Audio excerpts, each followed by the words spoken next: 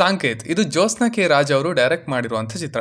ಇದರ ಎಡಿಟರ್ ಹಾಗೆ sound designer ಕೂಡ ಇವರೇನೆ. ಈ ಟ್ರೈಲರ್ಗಿಂತ ಮುಂಚೆ ಟೀಸರ್ನ ನೋಡುವಂಥ ಅವಕಾಶ ಸಿಕ್ಕಿತ್ತು. ಅದು ಇಂಟ್ರಿಗ್ಯೂಯಿಂಗ್ ಆಗಿತ್ತು, ಬಟ್ ಹೇಳೋದಕ್ಕೆ ಅಷ್ಟೊಂದು ವಿಷಯ ಅಲ್ಲಿ ಇರಲಿಲ್ಲ. ಆದ್ರಿಂದ ವಿಡಿಯೋ ಮಾಡಿರಲಿಲ್ಲ. ಈಗ ಟ್ರೈಲರ್ ರಿಲೀಸ್ ಆಗಿದೆ ಅಂಡ್ ಅದು ಕೂಡ ಇಂಟ್ರಿಗ್ಯೂಯಿಂಗ್ ಆಗಿನೇ ಇದೆ.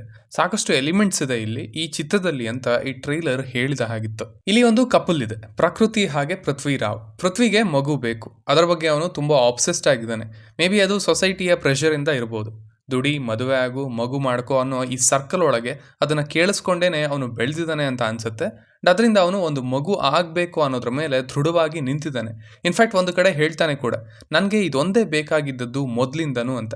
ಬಟ್ ಅನ್ಫಾರ್ಚುನೇಟ್ಲಿ ಅದು ಅಷ್ಟು ಸುಲಭವಾಗಿ ಆಗ್ತಿಲ್ಲ ಇವರಿಗೆ. ಪ್ರಕೃತಿ ಕೂಡ ಒಂದು ಕಡೆ ಹೇಳ್ತಾಳೆ, ಮಗು ಇಲ್ದೇನೆ ಯಾರು ಖುಷಿಯಾಗಿ ಇಲ್ವಾ? ಬೇರೆಯವರು ಬೇರೆ ವಿಷಯಗಳಲ್ಲಿ ತಮ್ಮ ಸಂತೋಷವನ್ನ ಹುಡುಕೊಳ್ತಾರೆ, ಅಷ್ಟೊಂದು ಆಬ್ಸೆಸ್ಡ್ ಆಗಿ ಇರಬೇಡ ಅಂತ.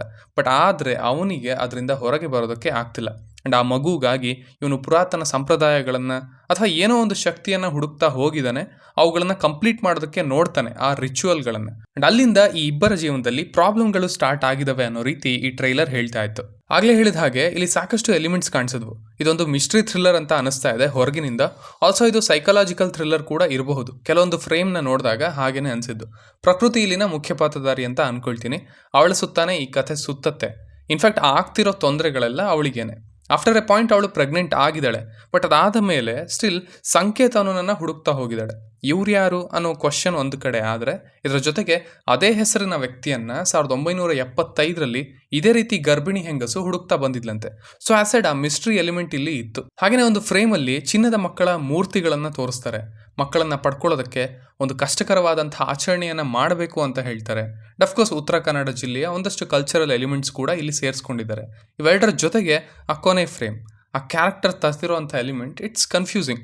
ಓಕೆ, ಏನಿದು ಅನ್ನೋ ಥರ ಒಂದು ಸಣ್ಣ ಕುತೂಹಲ ಬಂತು ಈ ಎಲ್ಲ ಅಂಶಗಳನ್ನು ನೋಡಿದಾಗ, ಅವುಗಳನ್ನು ಎಡಿಟ್ ಮಾಡಿರೋ ರೀತಿ ಹಾಗೆ ಪ್ರೆಸೆಂಟ್ ಮಾಡಿರೋ ರೀತಿಯಿಂದ. ಇಲ್ಲಿನ ಹೆಚ್ಚು ಡಿಪಾರ್ಟ್ಮೆಂಟ್ಗಳನ್ನು ಜ್ಯೋತ್ಸ್ನಾ ಕೆ ರಾಜ್ ಅವರು ಹಾಗೆ ರಾಜ್ ಕಾರ್ತಿಕ್ ಅವರೇ ನಿಭಾಯಿಸಿದ್ದಾರೆ. ಸ್ಕ್ರೀನ್ ಪ್ಲೇ, ಬ್ಯಾಕ್ಗ್ರೌಂಡ್ ಸ್ಕೋರ್ ಹಾಗೆ ಸಿನಿಮಾಟೋಗ್ರಫಿ ಈ ಮೂರೂ ಕೂಡ ರಾಜ್ ಕಾರ್ತಿಕ್ ಅವರದ್ದೇ. ಹಲವು ಫ್ರೇಮ್ಗಳಲ್ಲಿ ಲೈಟಿಂಗ್ನಲ್ಲಿ ಆ ಒಂದು ಮಿಸ್ಟ್ರಿ ವೈಬ್ನ ತರೋದಕ್ಕೆ ಪ್ರಯತ್ನ ಪಟ್ಟಿರೋದು ನಿಮಗೆ ಕಾಣುತ್ತೆ. ಇವನ್ ಕೊನೆ ಶಾಟಲ್ಲೂ ಸಹ ದೀಪಗಳನ್ನು ಇಟ್ಟು ಅದನ್ನು ಇಂಟ್ರಿಗ್ಯೂಯಿಂಗ್ ಆಗಿ ಪ್ಲಾನ್ ಮಾಡಿದ್ದಾರೆ. ಐ ಥಿಂಕ್ ಸಿನಿಮಾ ಟೆಕ್ನಿಕಲಿ ಅನ್ನೋದಕ್ಕಿಂತ ಕಾನ್ಸೆಪ್ಟ್ ವೈಸ್ ತುಂಬ ಇಂಟ್ರೆಸ್ಟಿಂಗ್ ಆಗಿತ್ತು ಅಂತ ಹೇಳ್ಬೋದು. ಒಂದಷ್ಟರ ಮಟ್ಟಿಗೆ ನನ್ನ ಅಟೆನ್ಷನ್ನ ಪಡ್ಕೊಳ್ತು, ಒಂದಷ್ಟು ಕ್ವಶನ್ಗಳನ್ನು ಹುಟ್ಟಾಕ್ತು. ಅದಕ್ಕೇನೆ ಈ ರಿವ್ಯೂ ಬರ್ತಾ ಇರೋದು ಕೂಡ. ಸೊ ಸಿನಿಮಾ ಇದೇ ಜುಲೈ 26ಕ್ಕೆ ರಿಲೀಸ್ ಆಗ್ತಾ ಇದೆ. ನೀವಿನ್ನ ಟ್ರೈಲರ್ನ ನೋಡಿಲ್ಲ ಅಂದರೆ ಖಂಡಿತ ಹೋಗಿ ನೋಡಿ. ಈ ರೀತಿ ಟೀಮ್ಗಳು ಇನ್ನೂ ಹೆಚ್ಚು ಥ್ರಿಲ್ಲರ್ಗಳ ಜೊತೆ ಬರಬೇಕು. ಬಿಕಾಸ್ ಥ್ರಿಲ್ಲರ್ಗಳಲ್ಲಿ ಸಾಕಷ್ಟು ವೆರೈಟೀಸ್ ಇವೆ. ಆ್ಯಂಡ್ ನಮ್ಮಲ್ಲಿ ಅನ್ಫಾರ್ಚುನೇಟ್ಲಿ ಅವುಗಳನ್ನ ಎಕ್ಸ್ಪ್ಲೋರ್ ಕೂಡ ಮಾಡಲ್ಲ ನಾರ್ಮಲ್ ಆಗಿನೂ. ಆ ದೊಡ್ಡ ಗ್ಯಾಪ್ ಇಂಡಸ್ಟ್ರಿಯಲ್ಲಿ ಇದೆ, ಸ್ಪೆಷಲಿ ಥ್ರಿಲ್ಲರ್ ಜಾನರ್ನಲ್ಲಿ. ಆ್ಯಂಡ್ ಈ ರೀತಿ ಹೊಸ ಟೀಮ್ಗಳು ತಮ್ಮ ಕಾನ್ಸೆಪ್ಟ್ ಜೊತೆಗೆ ತಮ್ಮದೇ ರೀತಿಯ ಟ್ರೀಟ್ಮೆಂಟ್ ಜೊತೆಗೆ ಬಂದಾಗ ಆ ಗ್ಯಾಪ್ ಒಂದಷ್ಟರ ಮಟ್ಟಿಗೆ ಫಿಲ್ ಆಗುತ್ತೆ ಅಂತ ಅಂದ್ಕೊಳ್ತೀನಿ. ಸೊ ಇಷ್ಟು ನಾನು ಹೇಳಬೇಕು ಅಂತ ಅಂದ್ಕೊಂಡಿದ್ದು ಈ ಟ್ರೈಲರ್ನ ಬಗ್ಗೆ.